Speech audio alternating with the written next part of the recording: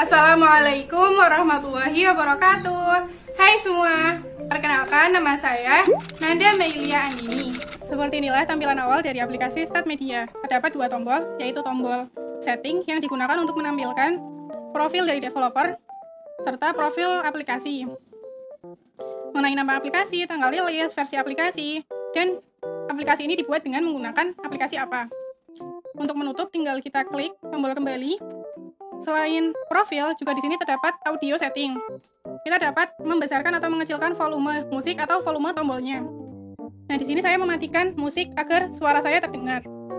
Tombol exit ini digunakan untuk keluar dari aplikasi. Kemudian, selain tombol setting juga terdapat tombol play. Tombol play digunakan untuk menampilkan menu aplikasi. Di sini terdapat beberapa fitur menu, yaitu kompetensi dasar dan indikator, kemudian materi, latihan soal, ulangan harian, serta games.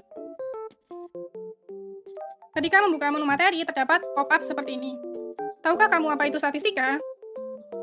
Ketika kamu menjawab ya, maka nanti pop-up ini akan otomatis tertutup. Tapi apabila menjawab tidak, akan muncul penjelasan.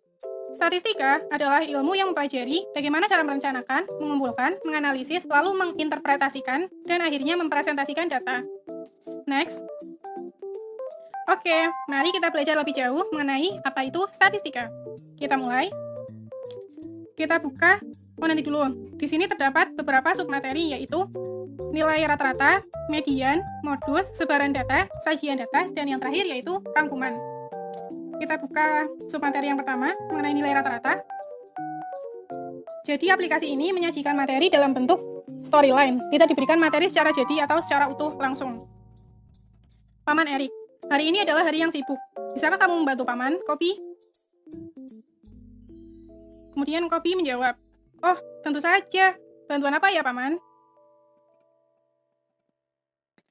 Paman ingin menghitung nilai rata-rata dari tinggi pohon di kebun. Wah, bagaimana cara melakukannya? Berjalanlah mendekati satu persatu pohon, kemudian catat tingginya. Jika sudah tercatat semua, tekan tombol finish dan ikuti instruksi selanjutnya.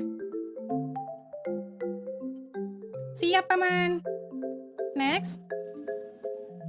Sesuai instruksi tadi, kita harus mengarahkan Kopi untuk mendekati satu persatu pohon. Kita arahkan. Yang pertama yaitu 2 meter. 2 meter. Kemudian kita lanjut ke pohon kedua. Ternyata pohon kedua tingginya 3 meter. Jika semua pohon telah selesai tercatat tingginya, akan muncul tombol next. Kita klik next. Nanti akan muncul instruksi dari Paman Erik. Untuk menentukan nilai rata-rata, kamu harus menjumlahkan tinggi dari semua pohon. Selanjutnya, masukkan nilai hasil penjumlahan pada input yang tersedia. Untuk menghitung nilai rata-rata, kita diperintah untuk menjumlahkan data dari pohon yang sudah Kopi hitung. Berarti kita menjumlahkan 2, tambah 3, tambah 5, tambah 7, dan seterusnya sampai pohon yang terakhir yaitu nilainya 4 meter. Maka nilainya adalah 32. Kemudian kita save. Muncul instruksi lagi. Langkah berikutnya, bagi hasil penjumlahan dengan banyaknya data. Karena terdapat 8 data tinggi pohon, maka kita bagi dengan 8. Kemudian, masukkan nilai hasil pembagian ke input yang tersedia.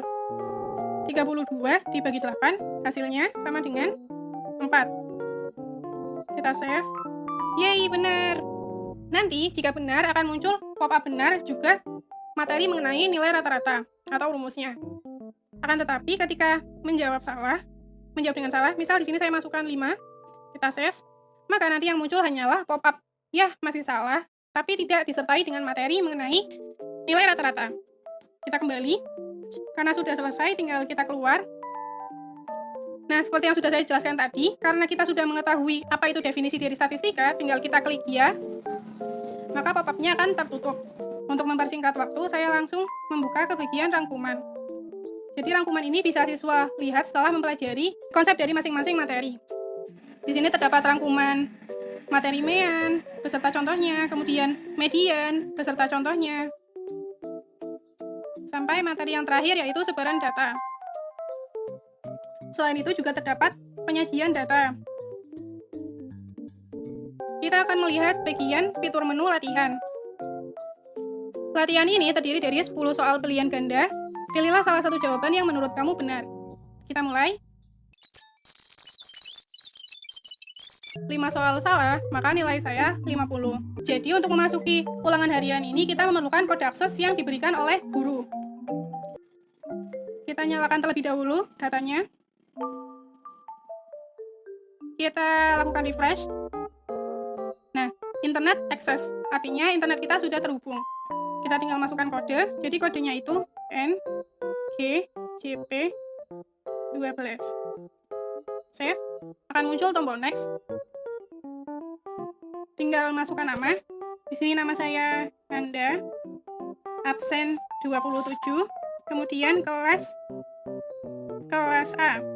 Next. Selanjutnya tinggal dijawab. Kalian harus mengerjakan ulangan harian ini sesuai dengan alokasi waktu yang diberikan. Apabila melebihi alokasi waktu, maka nanti jawaban ini akan otomatis terkirim. Untuk mempersingkat waktu, di sini saya skip saja.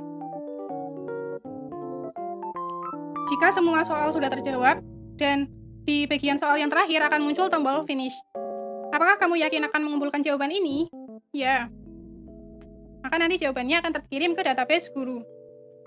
Selanjutnya yang terakhir yaitu fitur menu games. Kita buka. Di sini saya menyediakan fitur games. Fitur ini digunakan untuk merefresh otak siswa setelah lelah mengerjakan soal serta mempelajari materi.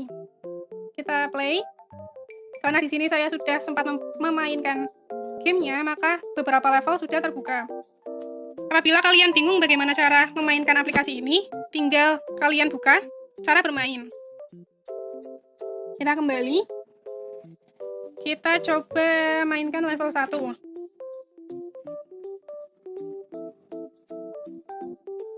Nah, apelnya sudah muncul. Tinggal kita arahkan pisau ke apel. Nah, jika pisau sudah terkena apel, nanti akan muncul soal seperti ini. Tinggal kalian kerjakan. Ya, masih salah. Nanti kalian kerjakan sampai jawaban benar, karena jika masih salah, maka level selanjutnya tidak akan terbuka. Oke.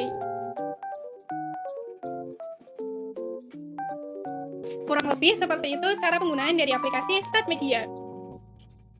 Ada beberapa keunggulan atau kelebihan dari aplikasi StatMedia, yaitu yang pertama, memberikan tampilan gambar berkualitas HD atau High Definition dan komposisi warna yang tidak menjemukan mata. Kemudian, yang kedua, yaitu membuat waktu belajar menjadi fleksibel.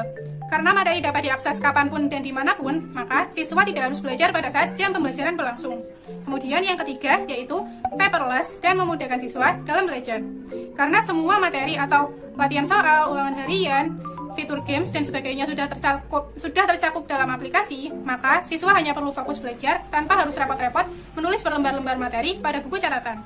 Kemudian, kelebihan yang keempat, yaitu menyediakan latihan soal beserta skor dan pembahasan. Setelah siswa mempelajari materi, siswa dapat langsung mengukur kedalaman pemahaman mereka dengan mengerjakan latihan soal yang telah tersedia. Kemudian, dengan adanya skor dan pembahasan, siswa dapat langsung mengevaluasi di mana letak kesalahan dan langsung melakukan perbaikan. Kemudian, kelebihan yang kelima, yaitu ulangan harian terkoneksi dengan database. Atau kelebihan yang keenam, yaitu terdapat fitur game dengan 10 level. Kemudian ada tambahan satu lagi, yaitu aplikasi ini irit kuota. Meskipun berbasis online, tetapi siswa hanya perlu mengaktifkan koneksi internet pada saat melaksanakan ulangan harian saja.